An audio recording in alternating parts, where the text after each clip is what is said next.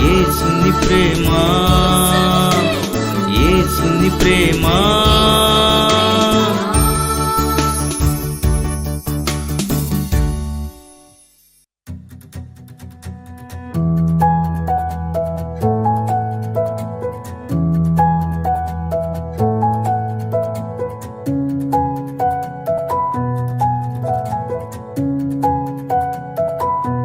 స్తుతి నైవేద్యం. Praise the Lord. ప్రభునందు ప్రేమైన వాళ్ళారా, అందరూ బాగున్నారు కదా? యేసు క్రీస్తు యొక్క జననాన్ని గురించి, ఆయన వంశావళిని గురించి మనం నేర్చుకుంటున్నప్పుడు కొంతమంది ఈ యొక్క వంశావళిలో కొద్దిమంది స్త్రీలు మనకి ప్రత్యేకించి కనబడటం, వారి కోసం ధ్యానం చేసుకున్నాం.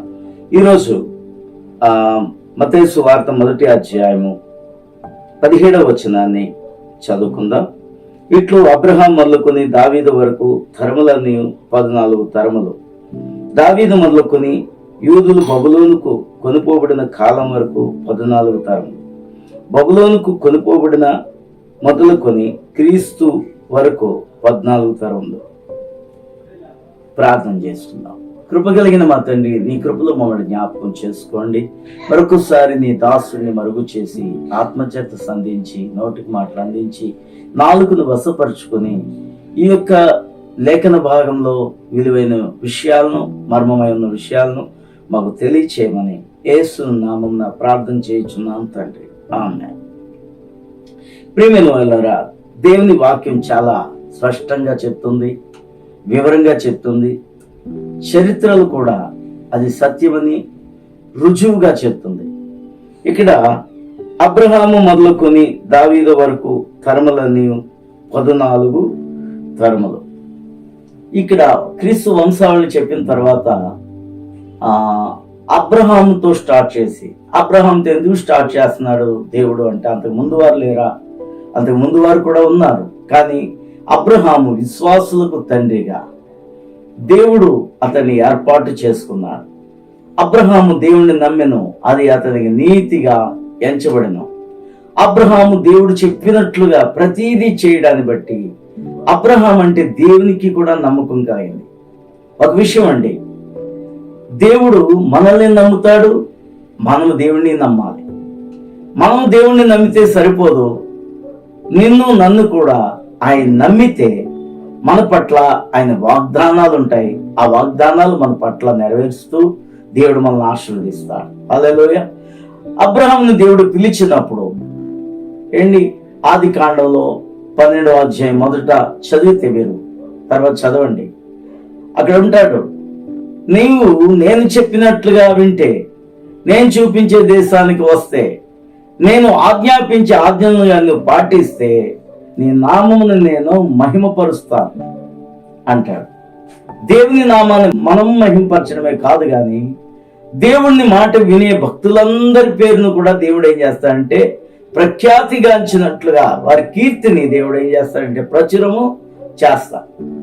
కాబట్టి అబ్రహాము మొదలుకునే దేవుడు లెక్క వేస్తున్నాడు. ఎందుకంటే అబ్రహాము విశ్వాసులకు తండ్రిగా దేవుడు ఏర్పాటు చేశాడు.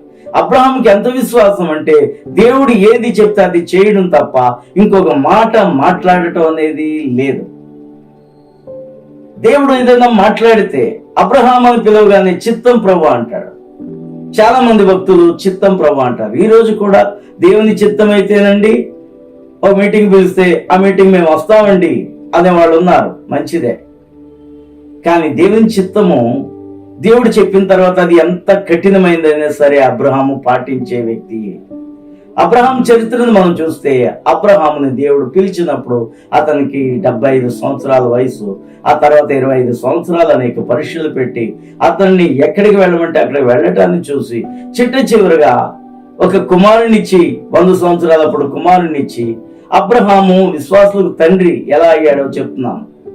ఆ 100 సంవత్సరాలప్పుడు లేక పుట్టిన కుమారుడు అల్లారు ముద్దుగా పెరుగుతూ ఒక మంచి స్థితిలోనికి వచ్చినప్పుడు ఆ పిల్లవాడిని మోరేనే పర్వతం దగ్గర తీసుకుని వచ్చి అక్కడ నాకు బలిచ్చే అనగానే సారాకి గాని ఎవరికీ చెప్పకుండా అబ్రహాము ఇస్సాకుని తీసుకొని ఆ పర్వతానికి వెళ్తాడు.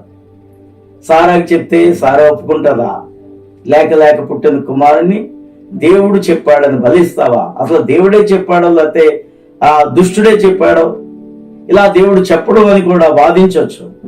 అందుకని ఎవ్వరికి చెప్పకుండా ఇస్సాకును మాత్రం తీసుకుని వెళుతూ ఎంతో తనలో ఉండే వేదన లేకపోతే తనలో ఉండే బాధ అణుచుకొని, లేకపోతే దేవుడు ఇలాగ నన్ను అడిగాడంటే ఏదో కారణం ఉంటుందని గ్రహించి అబ్రహాం ఏం చేస్తాడంటే ఎవ్వరికి చెప్పకుండా ఒక్కడినే తీసుకుని వెళ్ళిపోతాడు. ఇస్సాకు దారిలో అడుగుతాడు, తండ్రి బలికి అంటున్నావు కదా, బలి పశువేది అంటాడు. అప్పుడు మనం ఊహించుకుంటే ఒకసారి మనం కానీ ఈ వాక్యాన్ని ధ్యానం చేస్తే ఆ తండ్రి హృదయం ఎలా ఉంటుంది? కొడుకు అడుగుతున్నాడు, బలి పశువుకి మనం పట్టుకుని వెళ్లకుండా ఎక్కడ దొరుకుతుంది? బలి అంటున్నావు కదా అంటే దేవుడు ఈరే, యెహోవా ఈరే అంటాడు. అంటే యెహోవాయే ఆ బలి పశువుని చూసుకుంటాడులే అని ఎంతో దుఃఖాన్ని, వేదనను తన హృదయంలో భద్రం చేసుకొని ఆ బాధను పైకి కనిపించకుండా ఆ కుమారుడితో మాట్లాడుతూ చక్కగా నడిచి తీసుకుని వెళ్తాడు. చూసారండి, ఎప్పుడైతే దేవుడు ఆ అబ్రహాము యొక్క పరిస్థితి అంతటిని చూసి లేక పుట్టిన కుమారుని కూడా మారు మాట్లాడకుండా ఏది ప్రశ్నించకుండా ఈ ఇస్సాకును తీసుకుని వెళుతున్నాడంటే ఇతడు నేను ఏది చెప్తే అది తప్పకుండా నమ్ముతాడు. అందుకనే అబ్రహాము దేవుడిని నమ్మెను అంటే ఏదో మామూలు అవసరతల కోసం నమ్మటం కాదు, దేవుని వాక్యమును నమ్మి దేవుడు ఏది చెప్తాడో అని వేచి ఉండి నీ చిత్తం ప్రభా అని ప్రతి దానికి చిత్తాన్ని నెరవేర్చే వ్యక్తి అబ్రహాము. అందుకనే అబ్రహాముకు దేవుడిచ్చిన గొప్ప యోగ్యత ఏంటంటే అబ్రహాము మొదలుకొని దావీదు వరకు 14 తరములు అంటాడు. ఆ తర్వాత మనం చూసుకుంటే దావీదు మొదలుకొని యూదులు బబులోనుకు కొనుక్కోబడిన కాలం వరకు మరొక 14 తరములు, తర్వాత బబులోనుకు కొనుక్కోబడిన మొదలుకొని క్రీస్తు వరకు 14 తరములు. 14 మొత్తం లెక్కేస్తే ప్లస్ చేస్తే 42 తరాలు. అబ్రహాము మొదలుకొని 42 తరాలకు క్రీస్తు వచ్చాడు. 42ని మనం కానీ ప్లస్ చేస్తే 6 వస్తుంది. 4 + 2 6. హల్లెలూయా.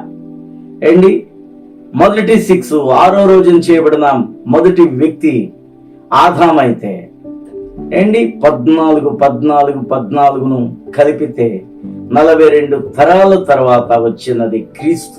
హల్లెలూయా. ఈ టోటల్ 6. ఈయన రెండవ ఆదాము.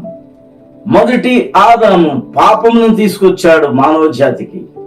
రెండో ఆదాము పాపం నుంచి మనిషిని విడుదల చేయటానికి, పశ్చాత్తాపం చెందిన ప్రతి వ్యక్తికి పరలోక రాజ్యం ఇవ్వటానికి 6వ రోజున చేయబడిన మనిషి కోసము తన ప్రాణాలు సైతం అర్పించి రక్తము ధారబోసిన అద్భుతమైన దేవుడు ఈ భూమి మీద పుట్టడానికి 42 తరాలు అయ్యింది. హల్లెలూయా. చూసారా, మొదటి ఆదాము పాపమునకు పునాది వేశాడు. రెండవ ఆదామైన మన యేసయ్య పాపులైన మానవులందరి కోసం ఈ భూమి మీద పుట్టి 33.5 సంవత్సరాలు యవ్వన కాలము తన రక్తాన్ని శిలువ రాణి మీద చిందించి ప్రతి పాపికి కూడా పాప విమోచన దయచేసి విమోచకుడయ్యాడు. ప్రియమైన వాళ్ళారా, అందుకని ఈ తరాలను గూర్చి ఈ యొక్క మత్తయి సువార్తలో రాయబడ్డారు.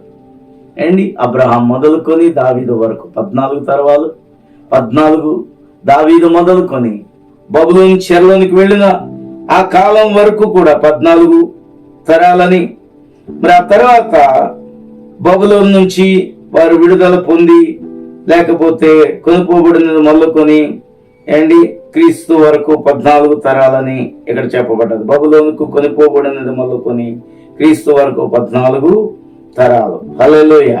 కాబట్టి ప్రియమైన వాళ్ళారా, ప్రతి దానికి కూడా బైబిల్ ఎంతో గూఢమైన అర్థాలతో నిండి ఉంటుంది, చరిత్ర ఉంటుంది, ఆత్మీయంగా కూడా ఇది మనకి ఆలోచన దయచేస్తుంది. దేవునికి స్తోత్రం.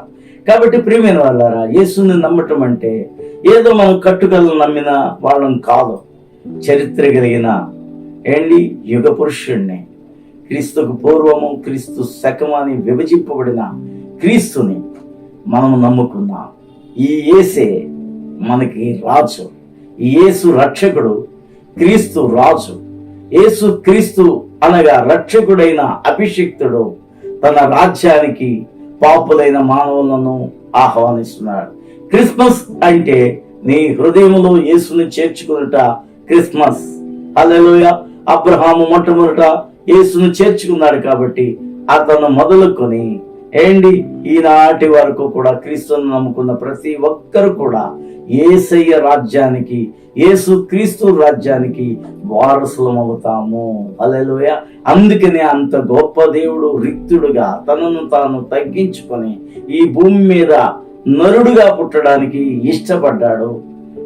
మనందరి కోసము, మానవ జాతి అందరి కోసము ఈ యొక్క రక్తమును చిందించి, పరిశుద్ధ రక్తమును, కళంకం లేని రక్తమును చిందించి మానవుని యొక్క పాపమును విడుదల చేసి పాపి అయిన మానవునికి మోక్షాన్ని ఇవ్వటానికి యేసయ్య జన్మించాడు.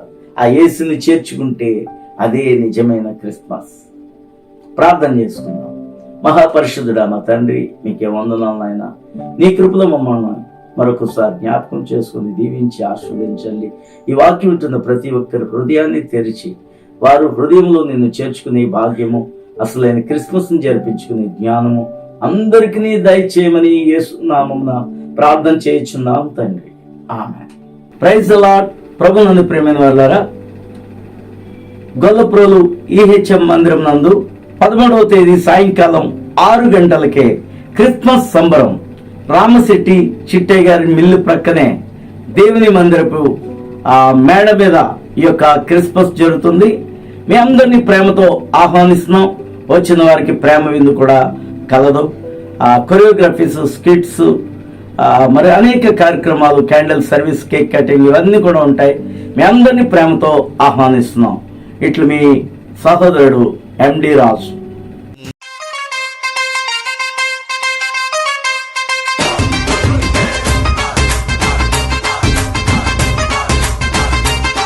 లోకరక్షకుడు మన కొరకు దయించెను, మన పాప శాపములని తొలగింపను. ఇమ్మానుయేలుగా మన తోడు ఉండను. లోకరక్షకుడు మన కొరకు దయించెను.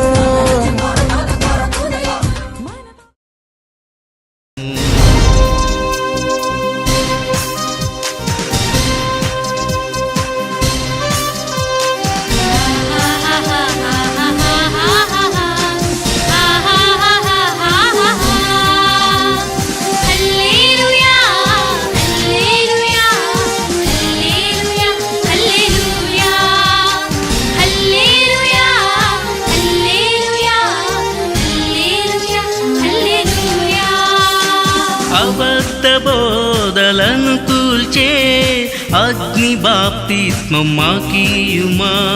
యెజ్బెల్ ఆత్మను పారద్రోలే ఏలియా అభిషేకం దయచేయుమా. అబద్ధ బోధలను కూల్చే అగ్ని బాప్తిస్మం మాకీయుమా.